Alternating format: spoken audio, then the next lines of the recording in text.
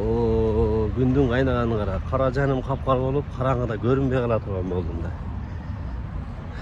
Tuğanlar, geçegeyi sөгүнгөн блогер kız boyunca.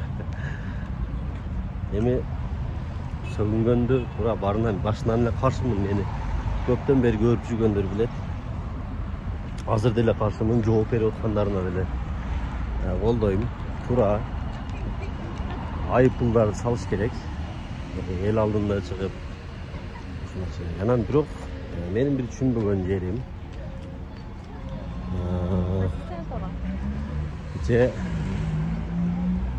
кандай десем, мындай 2 стандарт, 3 стандарт дейбизби, 200, 300 адамдар дейбизби, ушундай адамдар көбөйүп кетти. Мен бул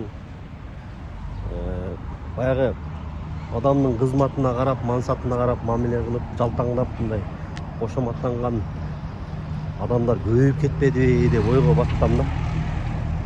Буга чейин бул эми жөнөкөй жарандар, эми блогерлер, жөнөкөй жарандар камалып атат, жооп берип атат, кечирим сурап атат. Аттарын атып эле коеюн, бирок мамлекеттик жетекчилер эле сөгүнүп, сагынып кол алдындагыларын ушундай кылат да. Мен ал боюнча өз жеке пикиримди айтып чыксам, ошондо туура кылат, туура эле ура, туура кылат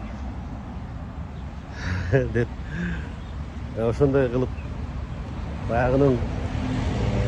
баягы жетекчилердин жалтаңдап, аларга кошоматтанып, алар сөксө деле мейли деп жүргөн адамдар эми азыркы мындай блогерлер сөгүнсө уят кайда, тарбия кайда, жооп берсин, камалсын деги бу деп жүргөнүн көрүп таң калып атам да. Маселе ошондо да. Мыйзам барына бирдей иш керек. Ал үчүн ошол баягы жалтактап кошоматчылык болуп аткандарда биринчиден ошолорго уят болуш керек. Ошондон оңолот да. Бу кече мамлекеттик жетекчилер сөгүнүп атса, ура эле ура, туура эле тура деп, алар эч кандай кечирим деле сураган жок, камалганнары турсун. Мына бүгүн ошонун алгачкы жыйынтыктары, значит, боло өткөндө дегенге өттү да. Сөгүнсө боло өткөн депчи. Ошон үчүн мыйзам барына бирдей болгондо, бийлик дагы, мамлекеттик органдар дагы, жана каматып аткан адвокаттар дагы, ошо мамлекеттик жетекчилер дагы сөгүнсө, ошондой жөнөкөй баягындай адамга жабалактап жабышып отурбайбы?